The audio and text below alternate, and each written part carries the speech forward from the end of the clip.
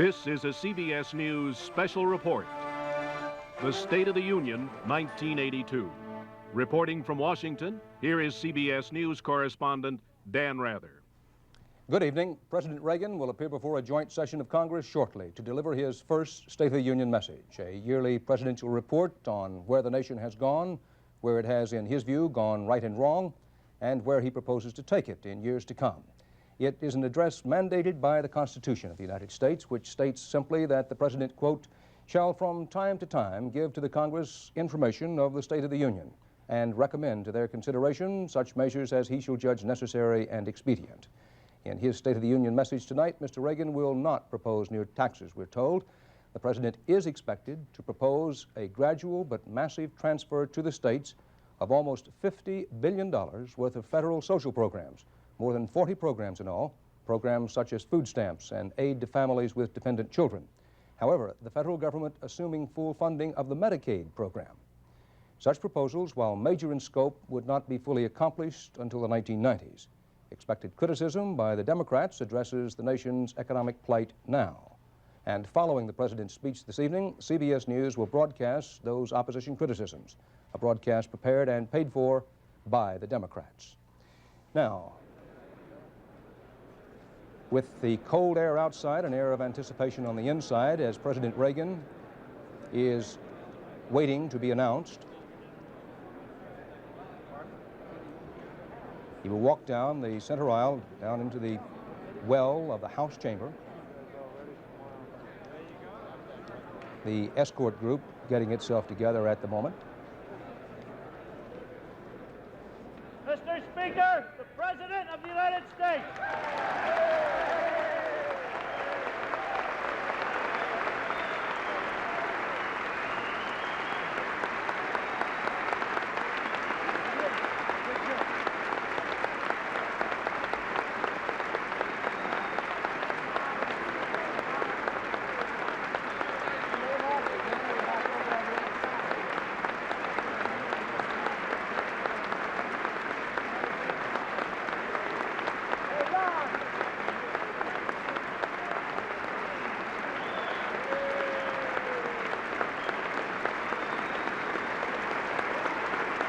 Senate Majority Leader Howard Baker leaves off at the President's left shoulder as the President reaches the well of the House chamber, where he'll be greeted by House Speaker Tip O'Neill and Vice President George Bush. The President gives copies of his State of the Union address to each of them, greets them, and prepares to deliver his first State of the Union message.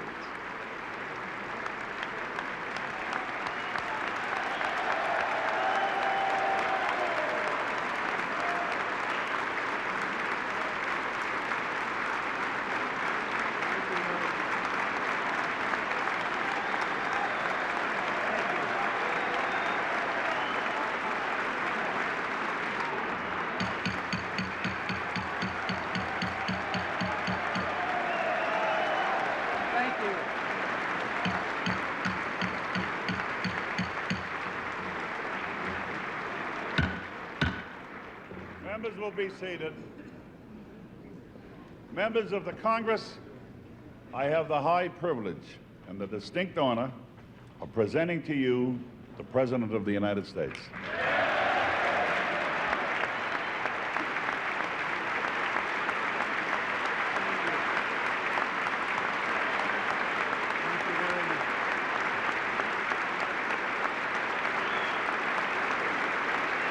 Thank you.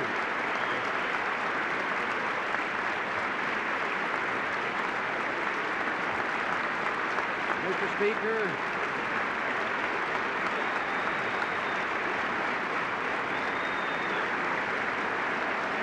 thank you.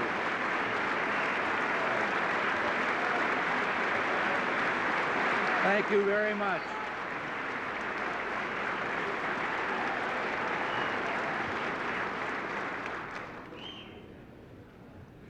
Mr. Speaker, Mr. President, distinguished members of the Congress, honored guests, and fellow citizens. Today marks my first State of the Union address to you, a constitutional duty as old as our republic itself. President Washington began this tradition in 1790 after reminding the nation that the destiny of self-government and the preservation of the sacred fire of liberty is finally staked on the experiment entrusted to the hands of the American people. For our friends in the press who place a high premium on accuracy, let me say, I did not actually hear George Washington say that.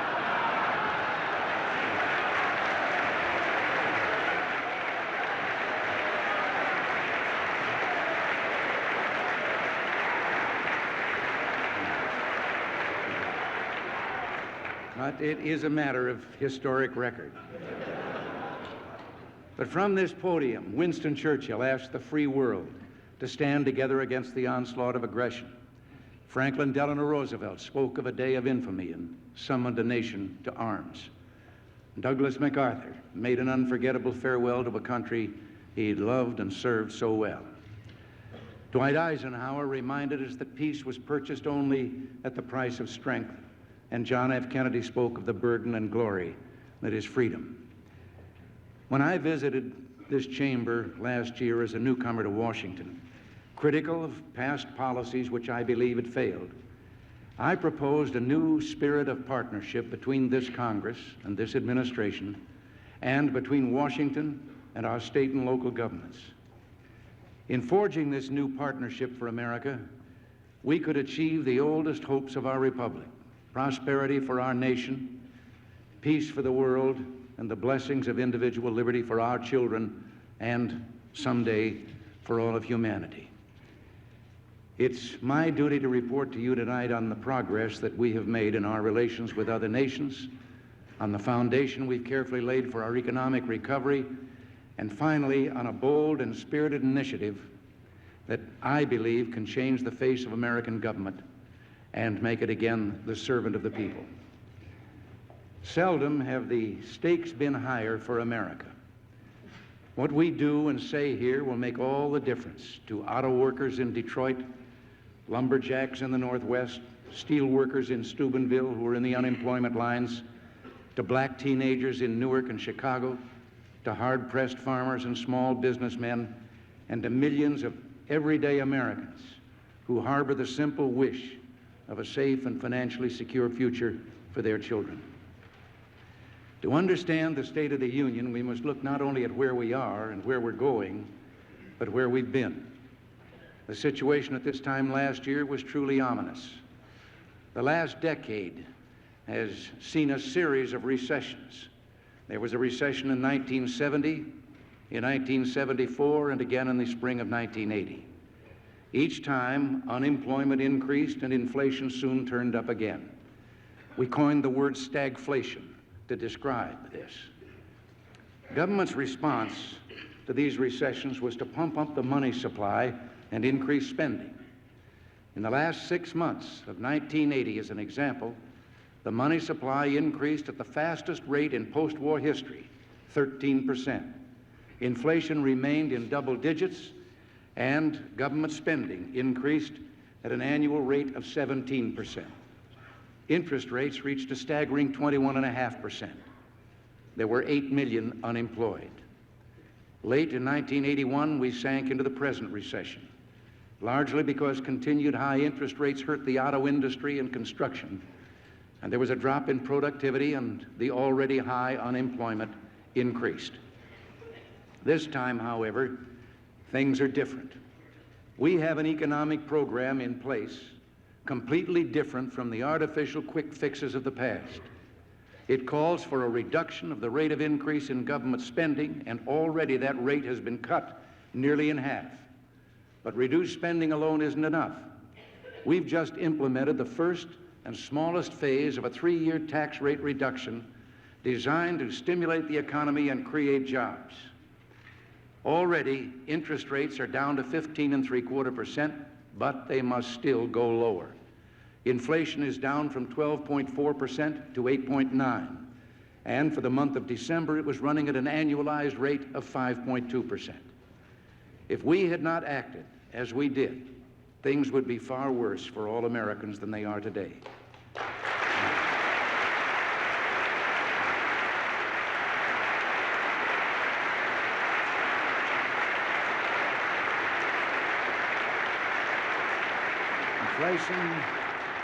Inflation, taxes, and interest rates would all be higher. A year ago, Americans' faith in their governmental process was steadily declining. 6 out of 10 Americans were saying they were pessimistic about their future. A new kind of defeatism was heard. Some said our domestic problems were uncontrollable, that we had to learn to live with this seemingly endless cycle of high inflation and high unemployment.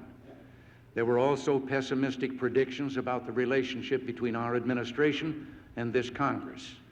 It was said we could never work together. Well, those predictions were wrong. The record is clear, and I believe that history will remember this as an era of American renewal, remember this administration as an administration of change, and remember this Congress as a Congress of destiny.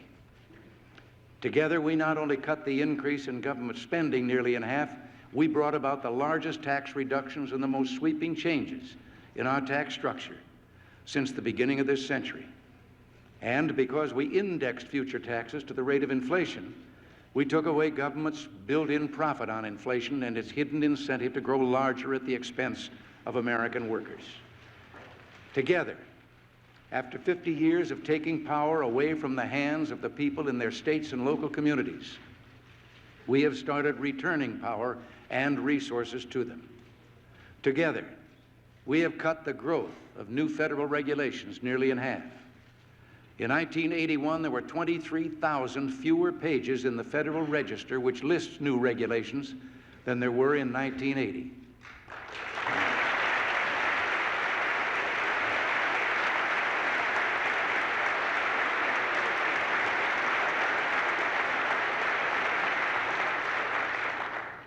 By deregulating oil, we've come closer to achieving energy independence and helped bring down the cost of gasoline and heating fuel.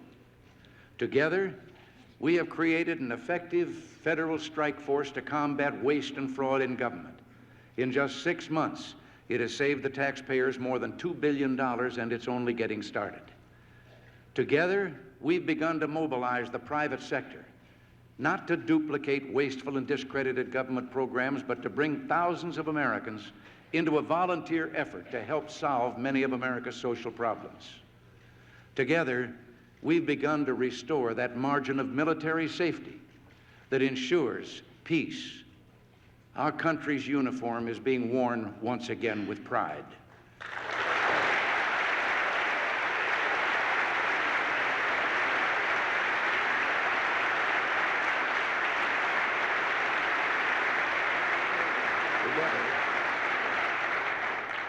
Together, we have made a new beginning, but we have only begun.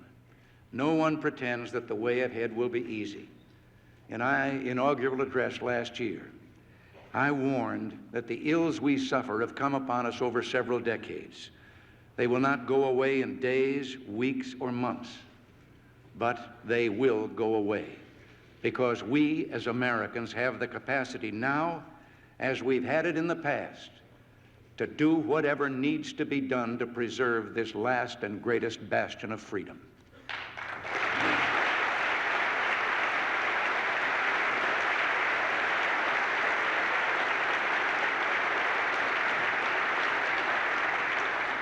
The economy will face difficult moments in the months ahead, but the program for economic recovery that is in place will pull the economy out of its slump and put us on the road to prosperity and stable growth by the latter half of this year.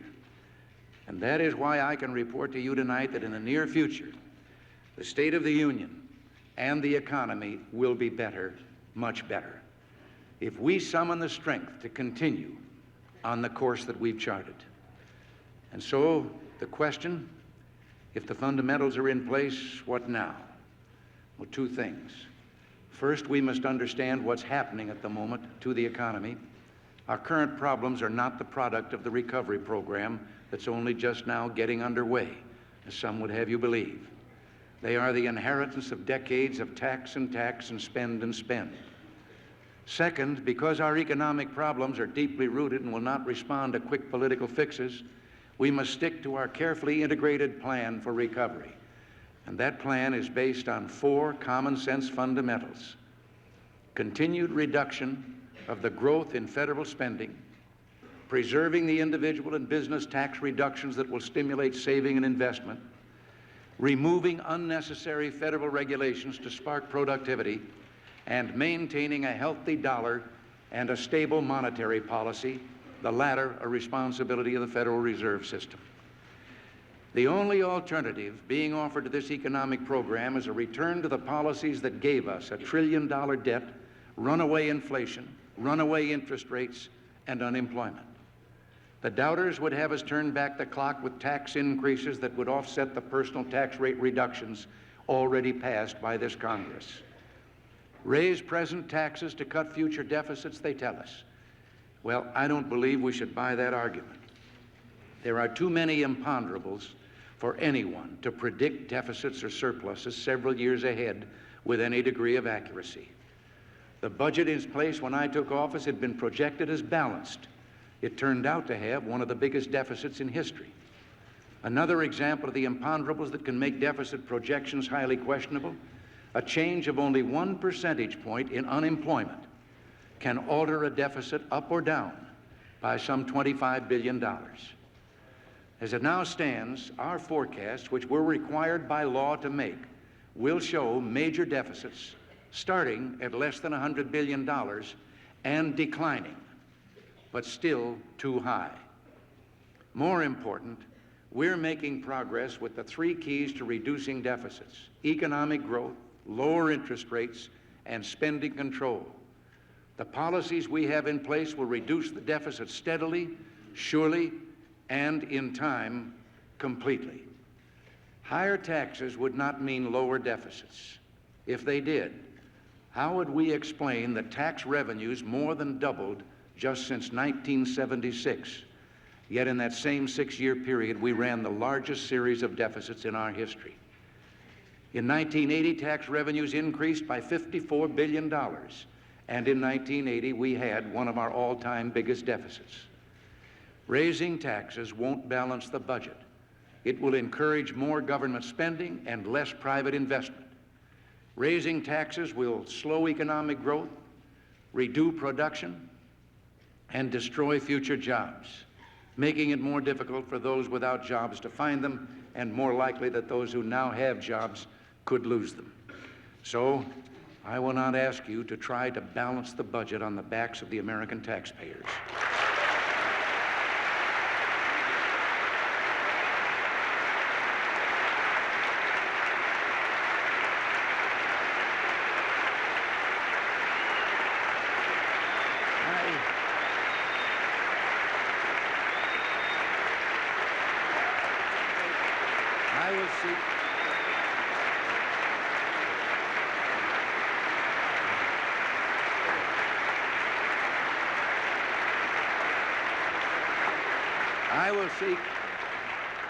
I will seek no tax increases this year, and I have no intention of retreating from our basic program of tax relief.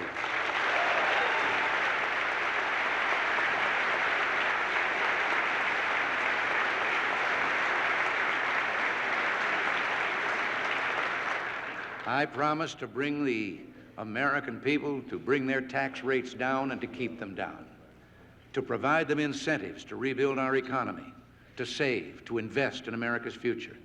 I will stand by my word.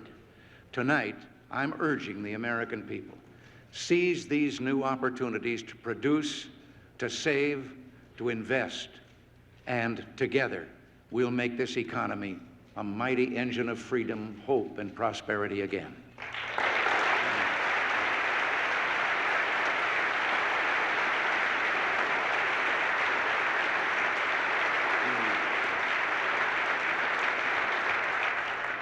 Now, the budget deficit this year will exceed our earlier expectations. The recession did that. It lowered revenues and increased costs. To some extent, we're also victims of our own success. We've brought inflation down faster than we thought we could, and have thus deprived.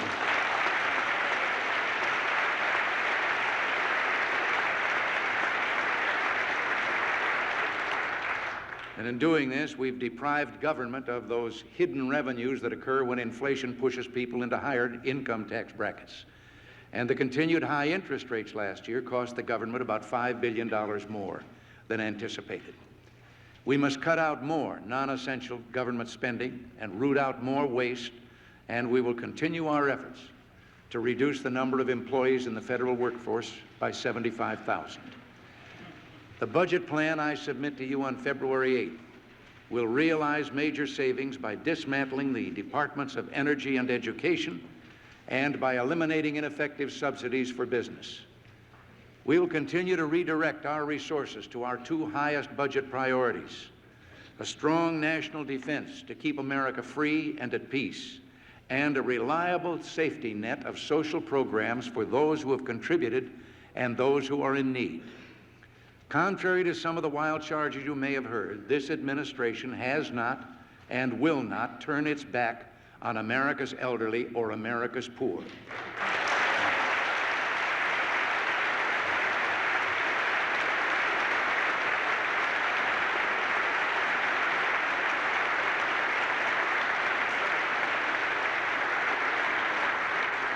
Under the new budget, funding for social insurance programs will be more than double the amount spent only 6 years ago. But it would be foolish to pretend that these or any programs cannot be made more efficient and economical. The entitlement programs that make up our safety net for the truly needy have worthy goals and many deserving recipients. We will protect them. But there's only one way to see to it that these programs really help those whom they were designed to help, and that is to bring their spiraling costs under control. Today, we face the absurd situation of a federal budget with 3/4 of its expenditures routinely referred to as uncontrollable, and a large part of this goes to entitlement programs. Committee after committee of this Congress has heard witness after witness describe many of these programs as poorly administered and ripe with waste and fraud. Virtually every American who shops in a local supermarket is aware of the daily abuses that take place in the food stamp program, which has grown by 16,000% in the last 15 years. Another example is Medicare and Medicaid, programs with worthy goals, but whose costs have increased from $11.2 billion to almost $60 billion, more than 5 times as much in just 10 years. Waste and fraud are serious problems. Back in 1980, federal investigators testified before one of your committees that corruption has permeated virtually every area of the Medicare and Medicaid health care industry. One official said many of the people who were cheating the system were very confident that nothing was going to happen to them. Well, something is going to happen. Not only the taxpayers are defrauded, the people with real dependency on these programs are deprived of what they need because available resources are going not to the needy, but to the greedy. The time has come to control the uncontrollable. In August, we made a start. I signed a bill to reduce the growth of these programs by $44 billion over the next 3 years, while at the same time preserving essential services for the truly needy. Shortly, you will receive from me a message on further reforms we intend to install, some new, but others long recommended by your own congressional committees. I ask you to help make these savings for the American taxpayer. The savings we propose in entitlement programs will total some $63 billion over 4 years and will, without affecting Social Security, go a long way toward bringing federal spending under control.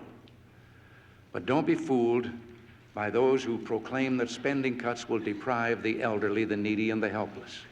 The federal government will still subsidize 95 million meals every day. That's 1 out of 7 of all the meals served in America. Head Start, senior nutrition programs, and child welfare programs will not be cut from the levels we proposed last year. More than $500 million has been proposed for minority business assistance, and researchers at the National Institute of Health will be increased by over $100 million.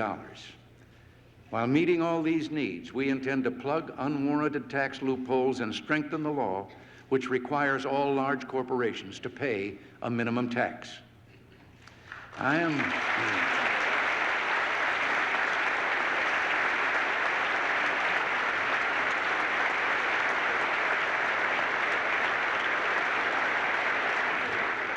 I am confident the economic program we've put into operation will protect the needy while it triggers a recovery that will benefit all Americans. It will stimulate the economy, result in increased savings, and provide capital for expansion, mortgages for home building, and jobs for the unemployed. Now that the essentials of that program are in place, our next major undertaking must be a program just as bold, just as innovative to make government again accountable to the people, to make our system of federalism work again. Our citizens feel they've lost control of even the most basic decisions made about the essential services of government, such as schools, welfare, roads, and even garbage collection. And they're right. A maze of interlocking jurisdictions and levels of government confronts average citizens in trying to solve even the simplest of problems. They don't know where to turn for answers, who to hold accountable, who to praise, who to blame, who to vote for or against. The main reason for this is the overpowering growth of federal grants and aid programs during the past few decades. In 1960, the federal government had 132 categorical grant programs costing $7 billion. When I took office, there were approximately 500 costing nearly $100 billion. 13 programs for energy, 36 for pollution control, 66 for social services, 90 for education. And here in the Congress, it takes at least 166 committees just to try to keep track of them. You know and I know that neither the President nor the Congress can properly oversee this jungle of grants in aid. Indeed, the growth of these grants has led to the distortion in the vital functions of government. As one Democratic governor put it recently, the national government should be worrying about arms control, not potholes. The growth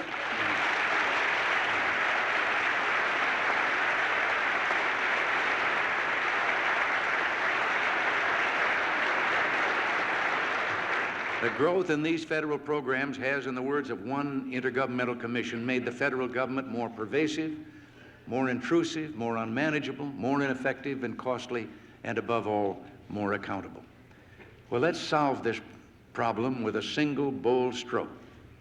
The return of some $47 billion in federal programs to state and local government, together with the means to finance them, and a transition period of nearly 10 years to avoid unnecessary disruption. I will shortly send this Congress a message describing this program. I want to emphasize, however, that its full details will have been worked out only after close consultation with congressional, state, and local officials. Starting in fiscal 1984, the federal government will assume full responsibility for the cost of the rapidly growing Medicaid program to go along with its existing responsibility for Medicare. As part of a financially equal swap, the states will simultaneously take full responsibility for aid to families with dependent children and food stamps.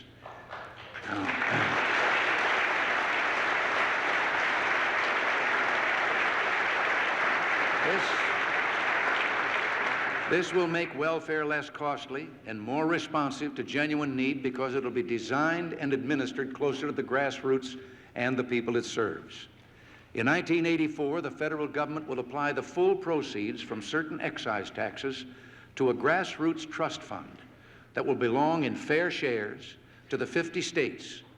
The total amount flowing into this fund will be $28 billion a year. Over the next 4 years, the states can use this money in either of two ways. If they want to continue receiving federal grants in such areas as transportation, education, and social services, they can use their trust fund money to pay for the grants, or to the extent they choose to forego the federal grant programs, they can use their trust fund money on their own for those or other purposes. There will be a mandatory pass-through of part of these funds to local governments. By 1988, the states will be in complete control of over 40 federal grant programs. The trust fund will start to phase out, eventually to disappear, and the excise taxes will be turned over to the states. They can then preserve, lower, or raise taxes on their own and fund and manage these programs as they see fit. In a single stroke, We will be accomplishing a realignment that will end cumbersome administration and spiraling costs at the federal level, while we ensure these programs will be more responsive to both the people they're meant to help and the people who pay for them. Hand in hand with this program, to strengthen the discretion and flexibility of state and local governments, we're proposing legislation for an experimental effort to improve and develop our depressed urban areas in the 1980s and 90s. This legislation will permit states and localities to apply to the federal government for designation as urban enterprise zones. A broad range of special economic incentives in the zones will help attract new business, new jobs, new opportunity to America's inner cities and rural towns. Some will say our mission is to save free enterprise. Well, I say we must free enterprise so that together we can save America.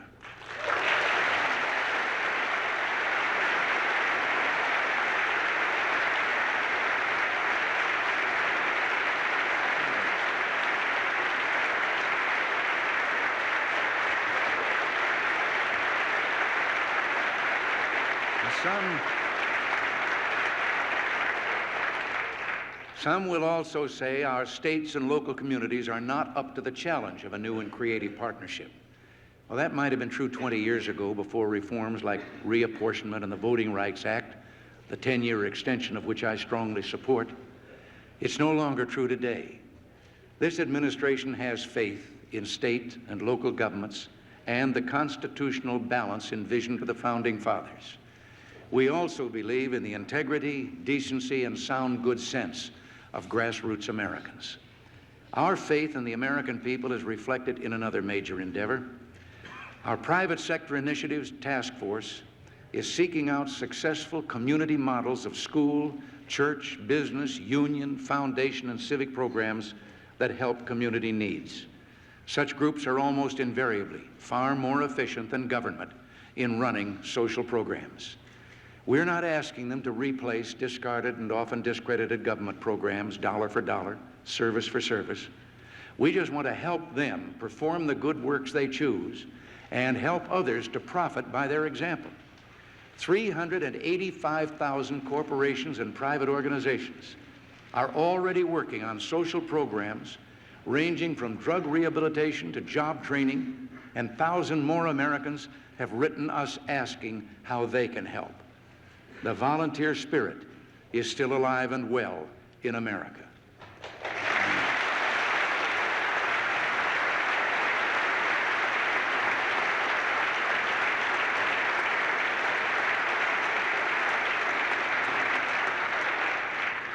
Our nation's long journey towards civil rights for all our citizens, once a source of discord, now a source of pride, must continue with no backsliding or slowing down. We must and shall see that those basic laws that guarantee equal rights are preserved and, when necessary, strengthened. Our concern for equal rights for women is firm and unshakable. We launched a new task force on legal equity for women and a 50 states project that will examine state laws for discriminatory language. And for the first time in our history, a woman sits on the highest court in the land.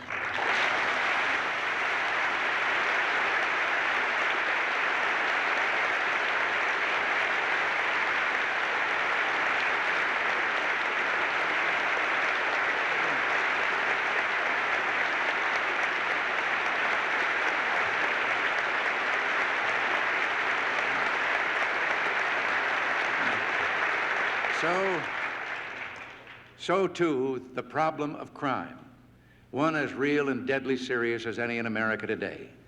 It demands that we seek transformation of our legal system, which overly protects the rights of criminals while it leaves society and the innocent victims of crime without justice.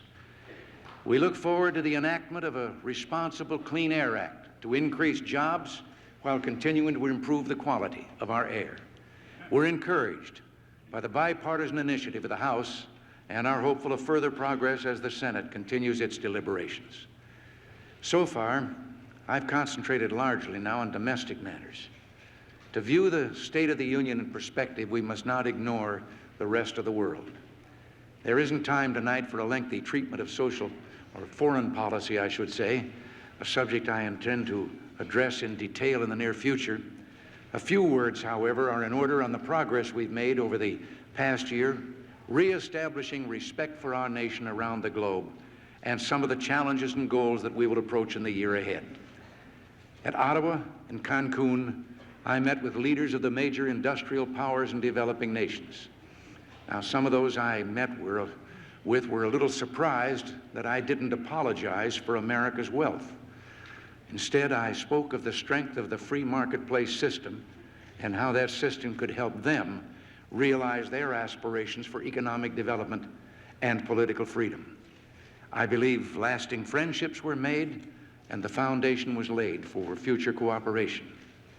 In the vital region of the Caribbean Basin, we're developing a program of aid, trade, and investment incentives to promote self-sustaining growth and a better, more secure life for our neighbors to the south. Toward those who would export terrorism and subversion in the Caribbean and elsewhere, especially Cuba and Libya, we will act with firmness. Our foreign policy is a policy of strength, fairness, and balance. By restoring America's military credibility, by pursuing peace at the negotiating table wherever both sides are willing to sit down in good faith, and by beginning or regaining the respect of America's allies and adversaries alike, we have strengthened our country's position as a force for peace and progress in the world. When action is called for, we're taking it. Our sanctions against the military dictatorship that has attempted to crush human rights in Poland and against the Soviet regime behind that military dictatorship clearly demonstrated to the world that America will not conduct business as usual with the forces of oppression.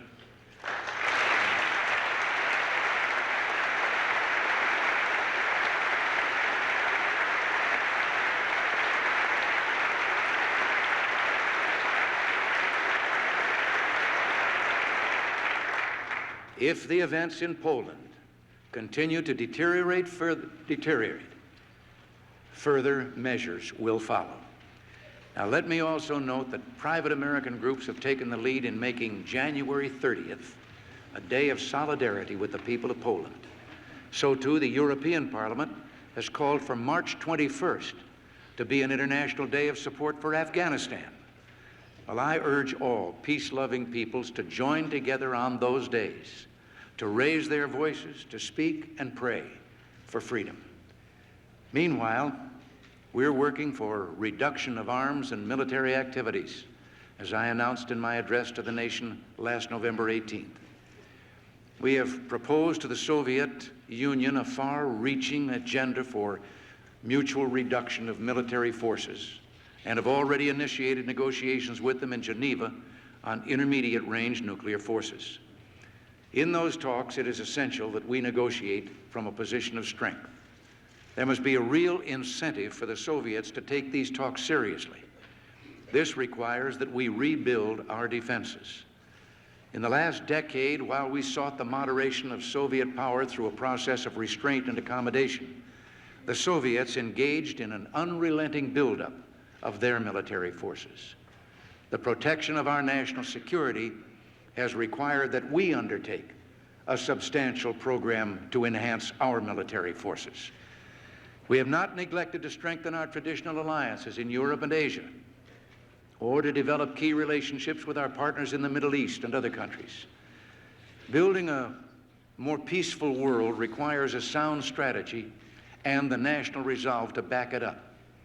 When radical forces threaten our friends, when economic misfortune creates conditions of instability, when strategically vital parts of the world fall under the shadow of Soviet power, our response can make the difference between peaceful change or disorder and violence.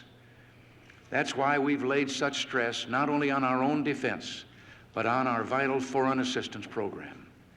Your recent passage of the Foreign Assistance Act sent a signal to the world that America will not shrink from making the investments necessary for both peace and security. Our foreign policy must be rooted in realism, not naivete or self-delusion. A recognition of what the Soviet Empire is about is the starting point. Winston Churchill, in negotiating with the Soviets, observed that they respect only strength and resolve in their dealings with other nations. That's why we've moved to reconstruct our national defenses. We intend to keep the peace. We will also keep our freedom.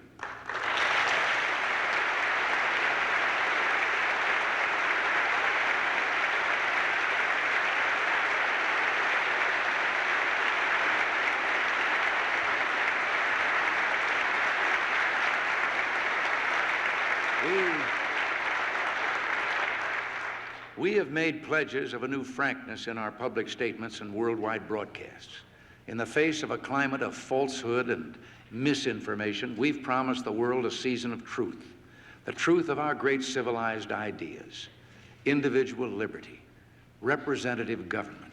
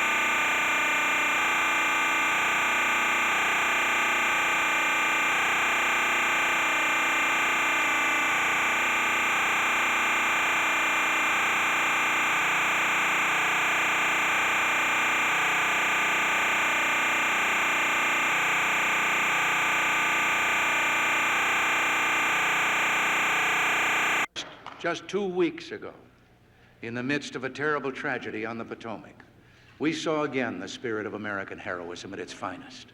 The heroism of dedicated rescue workers saving crash victims from icy waters. And we saw the heroism of one of our young government employees, Lenny Skutnik, who, when he saw a woman lose her grip on the helicopter line, dived into the water and dragged her to safety.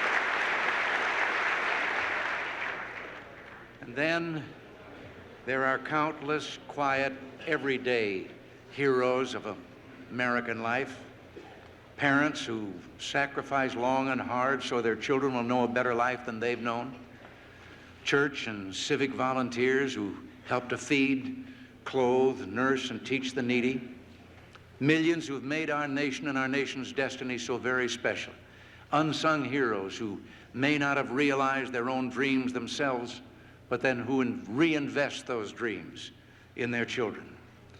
Don't let anyone tell you that America's best days are behind her, that the American spirit has been vanquished.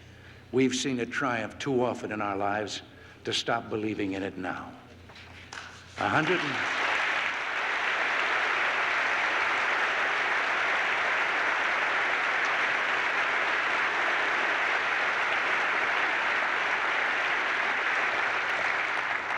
120 years ago, the greatest of all our presidents delivered his second State of the Union message in this chamber. We cannot escape history, Abraham Lincoln warned. We of this Congress and this administration will be remembered in spite of ourselves. The trial through which we pass will light us down in honor or dishonor to the latest generation. Well, that president and that Congress did not fail the American people. Together they weathered the storm and preserved the Union. Let it be said of us that we too did not fail, that we too worked together to bring America through difficult times. Let us so conduct ourselves that 2 centuries from now, another Congress and another president meeting in this chamber as we're meeting will speak of us with pride, saying that we met the test and preserved for them in their day the sacred flame of liberty, this last best hope of man on earth. God bless you and thank you.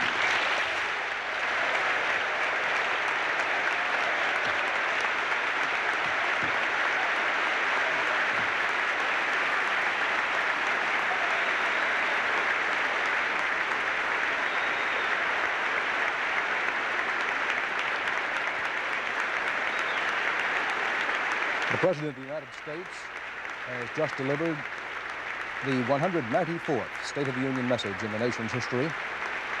194th since George Washington delivered the first and the second in the year 1790. The President making his way with Senate Majority Leader Howard Baker behind him from the well in the House of Representatives, shaking hands with Senator Bob Packwood of Oregon, among others. Slowly making his way, Representative Jack Kemp of New York, they recognized just beyond the President's shoulder there. Chief Justice Berger just went out of view off to the left. The President spoke for just over 41 minutes, stayed pretty much to the advance text that he and the White House had released.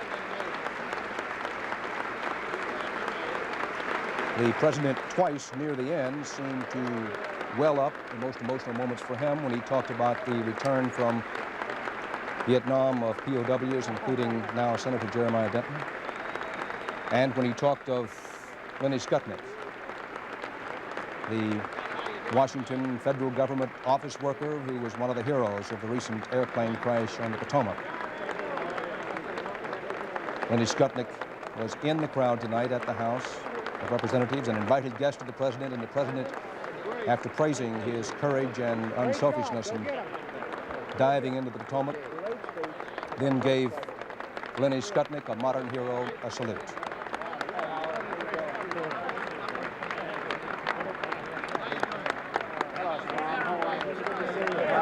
The President on these occasions is escorted in and out of the House of Representatives, and that group immediately following him is the escort group made up of members of the Senate and the House. A final wave from President Reagan as he leaves the House chamber and prepares to return to the White House. And the members of the House of Representatives, the Senate, members of the Supreme Court, the Diplomatic Corps, and the Cabinet, and other guests for tonight's State of the Union address began filing out of the House chamber, which was completed in 1857. Now, to review the highlights of Mr. Reagan's speech this evening. The centerpiece proposal was what Mr. Reagan called a single bold stroke, which would have Congress approve the transfer of some $47 billion in federal social programs and the tax money to pay for them from the federal government to state and local governments. The proposal that the President made tonight would be, he said, a gradual shift, a turn back of responsibility to the states of more than 40 federal education, community development, transportation, and other social programs. The funding to come from a $28 billion federal trust fund, and the money for that in turn would come from existing federal excise taxes, such as the taxes on cigarettes and gasoline. No new excise taxes were announced. Now, another component of this overall plan to turn back many of the present federal programs to the states is what the White House describes as a swap. The federal government assuming full financial responsibility for the Medicaid program, which is now shared with the states in turn assuming responsibility for the food stamp program and aid to families with dependent children. That was the swap that President Reagan proposed. On the matter of new taxes to offset a ballooning federal budget deficit, Mr. Reagan said a flat, unequivocal no. Higher taxes would not mean lower deficits, and, said the President, raising taxes won't balance the budget. Mr. Reagan restated his commitment to a social safety net for the poor, for recipients of Social Security, to equal rights and civil rights, and the creation of so-called enterprise zones, areas, primarily depressed urban areas, that would receive tax breaks and regulation breaks, hoping to promote business and jobs. Also, President Reagan tonight restated his commitment to a leaner federal budget in fiscal 1983. About foreign matters, touched on only briefly in this State of the Union address, Mr. Reagan noted the sanctions already imposed against Poland and the Soviet Union and said, and this is a quote, "If the events in Poland continue to deteriorate, further measures will follow." End of quotation. The President did not elaborate. Essentially, then, the substance of Mr. Reagan's State of the Union message dwelled most heavily on future, not present, but future domestic money matters. The style, serious, folksy, and characteristically upbeat. But more than that, the style, sum, and substance of tonight's State of the Union message appeared to do much more to set the agenda for the next decade than for the next year. For here and now, and the immediate future, Mr. Reagan said his existing philosophy and program of tax and budget cuts, the program already in place, not a new program, would work soon and would put people back to work soon, while whittling the federal budget deficit down to manageable proportions. At the same time, the centerpiece program of the so-called new federalism, the switch of social programs from the Fed to the states, would be phased in over 8 years, not to be completed until 1991. And that's assuming that the Congress goes along with what the President proposed tonight.